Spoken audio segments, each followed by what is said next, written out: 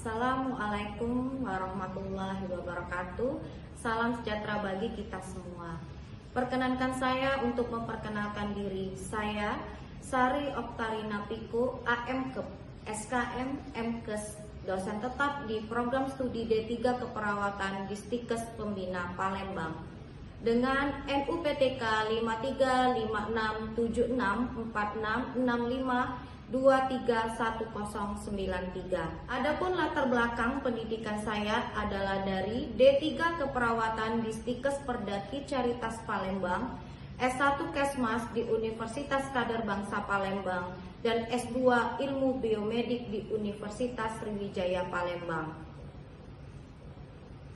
Izinkan saya menyampaikan pernyataan diri dosen atau PDD dalam melakukan unjuk kerja Tridharma Perguruan Tinggi, khususnya dalam bidang pengajaran paparan pengajaran.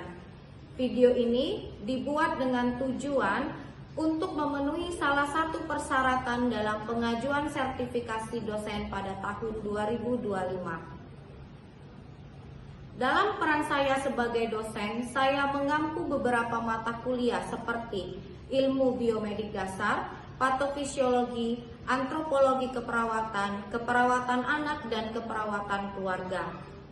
Perkenankan saya untuk menjelaskan salah satu mata kuliah, yaitu adalah mata kuliah keperawatan keluarga, dengan beban SKS sebesar 3 SKS dan diperuntukkan bagi mahasiswa semester 5. Kegiatan belajar dilakukan melalui kuliah, diskusi, dan penugasan serta seminar.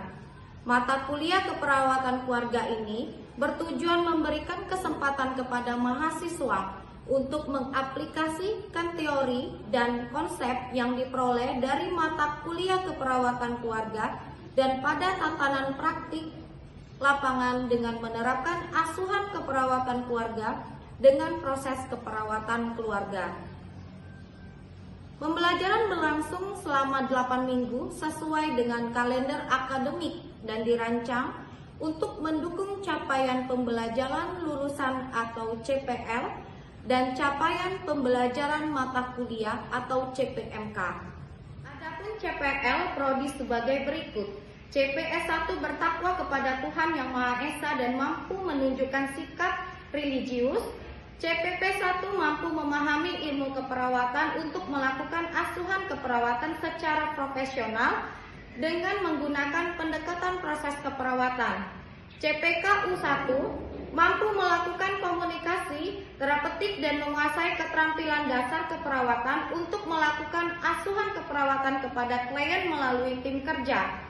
CPKK 5 mampu memberikan asuhan keperawatan pada individu, keluarga, kelompok, dan masyarakat dengan mengutamakan keselamatan klien dan mutu pelayanan berdasarkan perkembangan ilmu dan teknologi keperawatan untuk meningkatkan kualitas asuhan keperawatan. Adapun capaian pembelajaran mata kuliah atau CPMK sebagai berikut. CPMK 9 menjelaskan tahap proses asuhan keperawatan keluarga, CPS 1, CPP 1, CPKK 5. CPMK 10 menjelaskan praktik lapangan untuk memberikan asuhan keperawatan keluarga, CPS 1, CPP 1, CPKU 1, CPKK 5. CPMK 11 menjelaskan terapi modalitas pada keluarga, CPS 1, CPP 1, CPKK 1. Untuk dapat mencapai kemampuan dan keterampilan tersebut, mahasiswa akan diberikan topik kajian atau materi pembelajaran. Berikut adalah topik yang akan dibahas dalam perkuliahan keperawatan keluarga, yaitu pertama, konsep asuhan keperawatan keluarga, kedua, tahapan proses keluarga, ketiga, terapi modalitas kepada keluarga, di mana terdapat adanya terapi musik, senam anemia, relaksasi progresif, relaksasi otot progresif, senam sendi, dan senam jari. Yang keempat, adanya aplikasi asuhan keperawatan keluarga. Adapun beberapa sumber dari materi mata kuliah keperawatan keluarga sebagai berikut. Pertama, Resa Andriani Utami S.Kep, Nurse M.Kep, dan kawan-kawan pada tahun 2025, buku ajar keperawatan keluarga 2 PT MCU. 2. Dr. Budi Widianto MN dan kawan-kawan tahun 2024, buku ajar keperawatan 1 PT MCU. 3. Nadirawati S.Kep M.Kep tahun 2018, buku asuhan keperawatan keluarga, teori dan aplikasi praktik PT Revika Aditama. 4. PPNI tahun 2017, Standar Diagnosis Keperawatan Indonesia SDKI edisi 1 cetakan 2 tim Pokja SDKI DPP PPNI. 5. PPNI tahun 2018, Standar Intervensi Keperawatan Indonesia SIKI edisi 1 cetakan 2 tim Pokja SDKI DPP PPNI. 6. PPNI tahun 2019, Standar Luaran Keperawatan Indonesia SLKI edisi 1 cetakan 2 tim Pokja SDKI DPP PPNI. Selanjutnya, aspek asesmen yang merupakan proses penilaian kepada mahasiswa untuk mengukur secara objektif dalam menerima materi pembelajaran. Proses penilaian atau evaluasi selama perkuliahan didapatkan dari kuis interaktif, penugasan mandiri, diskusi kelompok, UTS, UAS, dan ujian praktik. Berikut bobot dari penilaian tersebut. UAS sebesar 30%, UTS sebesar 20%, praktik sebesar 10%, absensi sebesar 20%, tugas mandiri sebesar 10%, dan tugas kelompok 10%. Pemberian nilai ini sudah saya sampaikan kepada mahasiswa pada pertemuan pertama pada saat saya menyampaikan rencana perkuliahan pembelajaran dalam 1 semester serta kontrak perkuliahan yang sudah disepakati bersama mahasiswa, sehingga mahasiswa dapat mengetahui proses penilaian secara transparan dan objektif. Berikut cuplikan kegiatan pengajaran yang saya lakukan pada materi terapi modalitas, yaitu relaksasi otot progresif.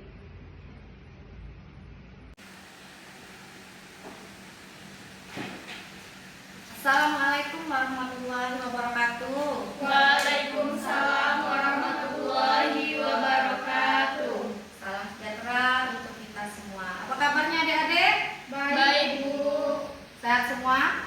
Sehat. Sehat ya. Sebelum kita memasuki materi ini, Ibu akan menanyakan terlebih dahulu materi sebelumnya, ya. Jadi, apa Rizka? Materi kita yang sebelumnya yaitu tentang asuhan keperawatan keluarga dengan berbagai macam masalah kesehatan yang ada di keluarga. Salah satunya adalah Hipertensi, sakit jantung, TB paru, asam urat. Jadi masih banyak yang lain ya, seperti hepatitis, kemudian apalagi penyakit jantung ya, banyak sekali yang ada penyakit di dalam keluarga kita. Nah, dengan adanya penyakit tersebut ya, seperti asam urat tadi, maka Ibu akan bertanya terlebih dahulu. Tadi, apa pengertian dari penyakit asam urat? Asam urat adalah nyeri yang disebabkan oleh kadar asam urat yang tinggi. Baik, dari kadar asam urat yang tinggi. Nah, dari pengertian tersebut, maka di keperawatan keluarga ada namanya terapi modalitas. Ya, apa itu terapi modalitas? Ya, terapi modalitas adalah bentuk intervensi terapeutik non farmakologis yang digunakan perawat keluarga ya untuk memberikan keluarga sebagai individu dalam keluarga ya sosial dan sosial secara holistik. Nah, di terapi modalitas ini nak banyak sekali jenisnya ya. Apa saja? Jadi terapi modalitas ini ada terapi relaksasi. Ya, namanya relaksasi apa? Terapi untuk menenangkan, sifatnya nyaman. Ya, terapi relaksasi otot progresif ini adalah terapi yang melibatkan kontraksi, jadi menegangkan dulu. Ya, kemudian baru melepaskan. Apa itu melepaskan? Mengendurkan kelompok otot dengan secara sistematis. Jadi otot kita ini tegang, ya, terasa nyeri, sendi ini terasa nyeri, ya, otot-otot terasa nyeri. Maka dilakukanlah terapi relaksasi otot progresif. Ya, tujuannya adalah untuk ketegangan otot, mengurangi ketegangan otot, nyeri otot dan sendi, dan mengatasi stres. Ya, karena kalau kita sakit pasti juga mengalami stres. Ya, sampai sini bisa dimengerti? Kita akan melakukan prosedur awal, yaitu dengan memberikan pernapasan awal. Jadi pasiennya kita dudukkan, ya, kliennya kita dudukkan, dan kita berikan apa tadi? Pernapasan awal. Nah, pernapasan ini kita lakukan dengan mengajak pasien menarik napas dalam, ya, sebanyak 3 kali selama 5 sampai 10 detik. Jadi bagaimana caranya? Lepaskan, tarik dan lepaskan. Itu sebanyak 3 kali dan selama 5 sampai 10 detik. Ya, sebagaimana tahannya pasien. Ya. Setelah kita memberikan pernapasan awal, maka kita melakukan relaksasi otot progresif ini secara bertahap. Ya. Oke. Yang awal pertama sekali adalah kita memulai itu dari bagian atas kepala sampai ke kaki. Jadi di bagian kepala kita ini ada wajah. Jadi bagian wajah. Apa saja yang akan kita perlihatkan di wajah ini? Kan sering terasa tegang otot, ya, merasakan tegang di wajah. Yang pertama adalah di dahi. Apa yang kita lakukan untuk di dahi? Mengajarkan apa kepada kliennya adalah dengan mengenyitkan dahi kita ke atas.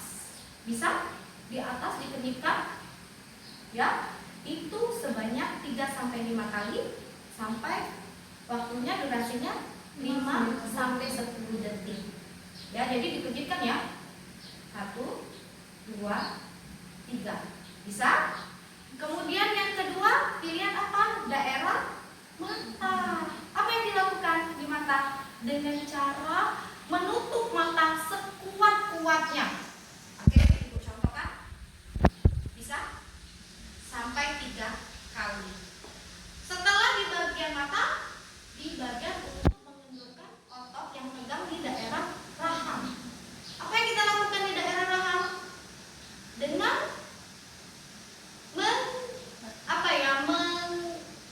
mengerunyutkan, ya, bagian daerah pipi. Ibu peragakan seperti ini. 1, 2, 3. Bisa? Kemudian setelah rahang baru mulut. Apa yang di mulut? Dimonyongkan sekuat-kuatnya. Ya, Ibu peragakan. 1 kali, 2 kali, 3 kali. Ya, itu dilakukan berulang sampai dari 5 sampai 10 detik. Ya, jangan terlalu lama. Ya. Kemudian daerah wajah sudah, kemudian di daerah bahu. Ya. Bahu akan kita angkat ke atas sekencang-kencangnya di leher. Ya. Sudah selesai, kendurkan. Naik lagi, kendurkan. Naik lagi, kendurkan. Ya, begitu seterusnya. Kemudian bagian telapak tangan. Pertama kita suruh kliennya untuk kepalkan sekuat-kuatnya. Ya, lepaskan. 1, 2, lepas. Bisa? Baik. Baru ke tahap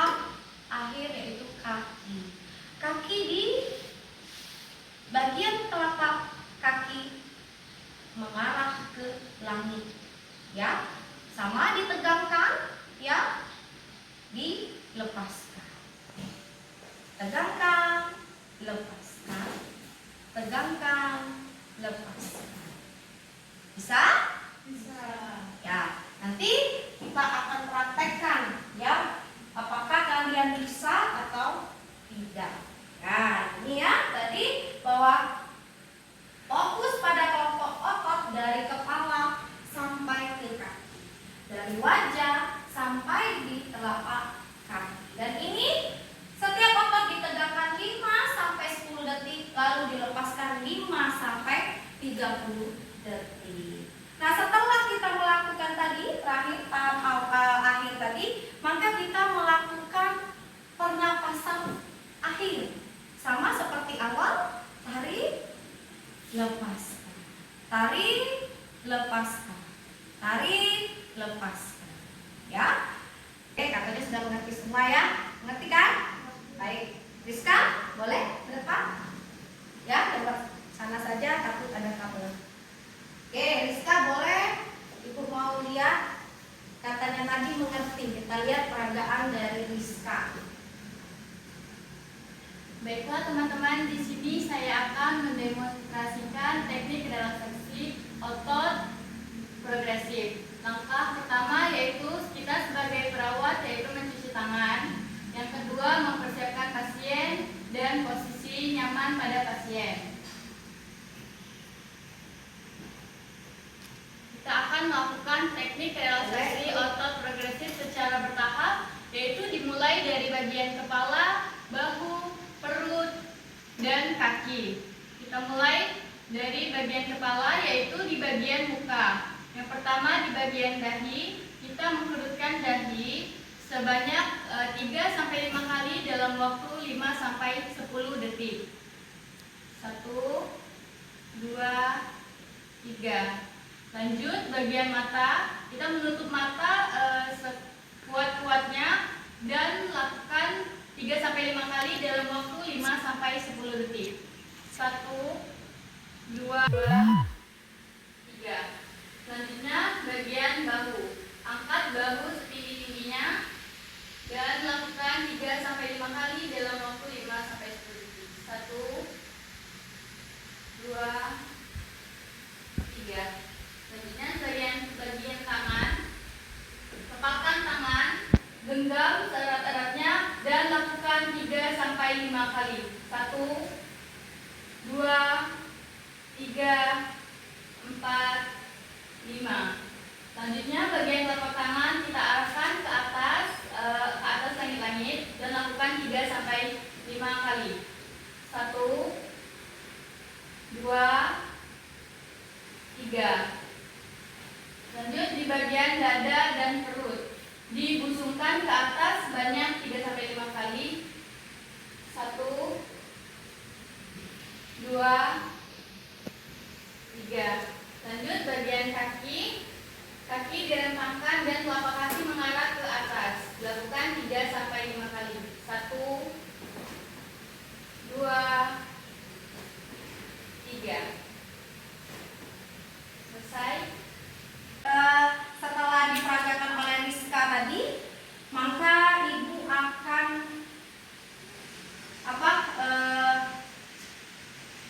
memberikan kesempatan kepada kalian untuk bertanya kepada ibu, ya. Jadi materi ini, apakah ada pertanyaan? Ya, baik. Apa pertanyaannya? Bagaimana cara mengevaluasi keberhasilan terapi PNR? Ya. Jadi untuk keberhasilan sama dengan asuhan keperawatan yang lainnya, yaitu kita memberikan evaluasi, ya. Nah, evaluasi ini didapatkan dari data subjektif dan data objektif.